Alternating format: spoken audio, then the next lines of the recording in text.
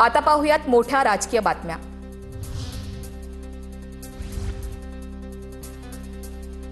Satara gadget विषयी मंगळवारच्या बैठकीत समितीचे अध्यक्ष राधाकृष्ण विखे पाटील अधिक माहिती देतील। मंत्री शंभूराज देसाईंचं वक्तव्य।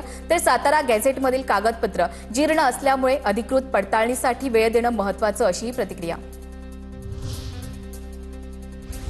हिंगोली जिल्ह्यात 17 सप्टेंबरपासून हैदराबाद गॅझेटनुसार कुणबी प्रमाणपत्राचं वाटप।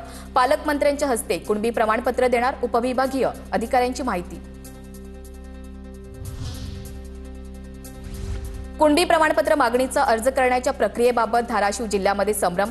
गाव पातळीवर नेमलेल्या समितीनंच अर्ज स्वीकारण्याची ग्रामस्थांची मागणी। तर गाव पातळीवर प्रशासनानं जनजागृती करण्याचं आवाहन। एसटी प्रवर्गातून आरक्षण देण्याच्या मागणीसाठी धनगर समाजही आक्रमक। मराठवाडा मुक्ती संग्राम दिनी धनगर समाज जालन्यात उपोषण करणार। आरक्षण मिळत नाही तोपर्यंत उपोषण करण्याचा निर्धार। मुंबईतील शिंदेंकडे गेलेले 15 माजी नगरसेवक ठाकरेंकडे परतण्याच्या तयारीत असल्याची सूत्रांची माहिती। पक्षात परत घ्यायचं की नाही ते ठरवा। बैठकीत आमदार आणि खासदारांचा सूर। तर जे लोक सोडून जाणार आहेत त्यांना थांबवण्यासाठी बातम्या पेरण्याचं काम सुरू। खासदार नरेश म्हस्के यांची प्रतिक्रिया। राजकारण्यांच्या जवळच्या कंत्राटदाराला काम देण्याबाबत अधिकाऱ्यांवर दबाव असतो, मात्र त्यातून मार्ग काढून काम करणं आव्हानात्मक। मंत्री नितीन गडकरी यांचं वक्तव्य।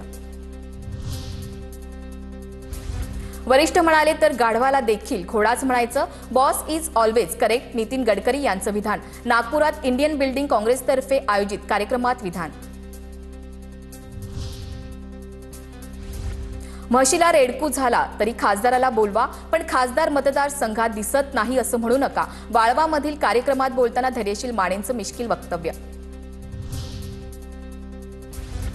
प्रकाश महाजनांचा मनसेला जय महाराष्ट्र। प्रकाश महाजनांकडून मनसे पक्षाच्या प्रवक्तेपदाचा आणि सदस्यत्वाचा राजीनामा। अपेक्षा कमी असताना उपेक्षा वाटायला आली। गंगेला बोल लावलं तेव्हाच थांबायला हवं होतं। राजीनाम्यानंतर प्रकाश महाजन यांची प्रतिक्रिया।